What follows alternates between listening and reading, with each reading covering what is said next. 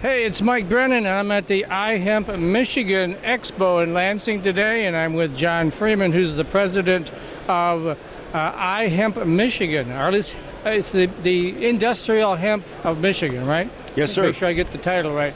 We were just chatting, and he has a great story talking about how he first got introduced to hemp. Why don't you share it with the audience? All right. I was in the Marine Corps, and we were on patrol west of Da Nang. And we were in the mountains. We were in the farm area, and we came upon this forest of these big white stalks, and we needed to make fortification and housing for the night. And we seen where the Vietnamese have been trying to chop these things down. They're hard as steel. And so we used C-cord, which is plastic explosives, and we blew the things down, and then we stacked them up and made our fortifications and our tents for the night, or what we were using.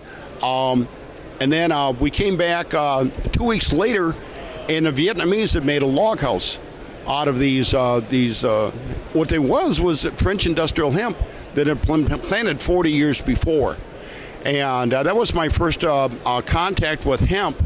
Well, I've seen marijuana, but I mean, this was totally different. So then I ended up being over with the Marine Corps and the Department of Defense in sister cities over in Ukraine back in 2001, I believe. And they took me out and they showed me oceans of industrial hemp, and that they used there for refueling their tanks in the field. They would make industrial hemp into diesel fuel. Really? And then they'd had hemp in Ukraine for 1,000 years. Right. So that was really amazing, and I made a report on it, took it back to the United States, and they said it's classified, that's a drug. Really? Crazy, huh? That it was. That So, was. Talk a little bit about the Industrial Hemp of Michigan here, your group. Talk a little bit about what it's all about, what it does for the hemp industry, or what you hope to do for the hemp industry. Well, the very end product that I see, what I hope to see will happen with hemp, is that all the items that were during Vietnam, I learned a lot about different uniforms that were classics from World War II, and it was really, the GIs wore them, and it was the herringbone. But that was the hemp uniforms from World War II. Really? So it was a classic outfit, and I went to an Army-Navy surplus store, and I got a set of them, mailed them home, and then after the war, I wore them as my hippy-dippy fun clothes, and I never destroyed them. And that point of it, I did realize when I came back from the Department of Defense, and I was brought around to what Henry Ford had done with industrial hemp, with a hempmobile. Right. 1940, he built his 2 cars. All the different things that were done with the war industry in World War II, there were 33,000 different uses for industrial hemp. And I learned that at DOD. And I said, my God, this is wonderful, but it was still an illegal drug, and you couldn't talk about it. Well, I was the environmental officer for the city of Flint, and we saw where hemp could clean up the riverbanks. Hemp could do this, hemp could do that, but still you couldn't do anything with it. So come around 2014, Mitch McConnell and Chuck Schumer, two powerful senators, were working towards making hemp legal.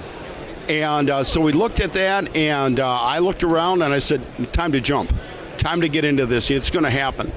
And worked with some politicians, some government people, warned me, said, you're in dangerous waters because it's still an illegal drug. But I was retired from the city of Flint. I was fine. And so I kept talking to my friends, Dave Crabhill, we're drinking a lot of beers. A lot of the guys in Flint talking about this. I'm in Rotary, so I'm trying to get Rotary people involved in this. And then I finally met Blaine Bechtold, 27 years USDA. We got Dave in together, and the rest is history. We've just been working for the last year, full tilt boogie, and it's really worked out. But we did an event at U of M Flint at the Happening Room out of our own pocket money, and put that together there. U of M welcomed us, and we got it together. Had about 125 people there, farmers, investors, government people, and then here 300 days later, we have this event. Okay, so going forward, do you see a lot of farmers in Michigan getting involved in industrial hemp? Well, the idea that could really be helpful. Sorry, I didn't mean to go off camera. That's all right. But it could really be helpful is if the farmers that are growing the CBD, that's a very valuable crop.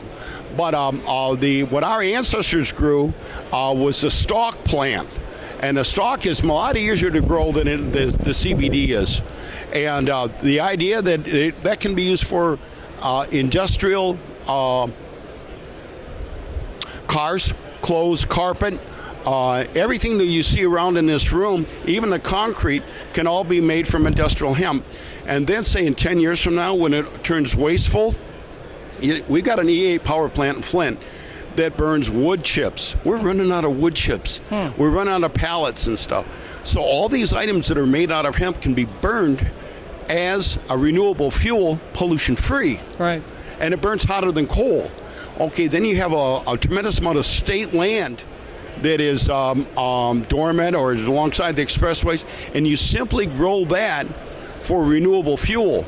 And you cut it down and you take it to the power plants, and then you stop the pollution of from the oil and using up all our natural resources. Well, I would also think since trees absorb carbon dioxide, does hemp also absorb carbon dioxide from the air? Sir? Does hemp also absorb carbon dioxide from the air? It does, and for the environment, look at the plastic out there. I sail the South Pacific. I can't go there because there's that island of trash that came. We sent all of our plastic over to China, and they were going to recycle it. No, they didn't. They put it in the Yangtze, and it came right back to us, and it's going towards Hawaii. But yeah, if you look at what happened in Australia with this huge fire, and us too, we had those huge forest fires. They need to quickly replant a plant that will grow and start kicking out some really good oxygen, and that's where the hemp plant comes in. It takes 40 years to grow a tree. It takes 4 months to grow a hemp tree. Wow. And that will make the difference. And the leaves are huge, and it can kick out oxygen and do all that, and we can actually terraform the earth with that. We saw what happened to the Amazon. The fires down there. Right. Well, it's a perfect time to plant because that ash is really good for the seeds. Oh, great. Okay, so folks want to get more information, John, about the Industrial Hemp Association of Michigan, iHempMichigan.com, right? That's right. And please come aboard, and there's something for everybody. There's 57,000 different uses for it. So if you can think of an idea, make it happen. All right, sounds great. This is Mike Brennan, and I'm at the iHemp Expo in Lansing.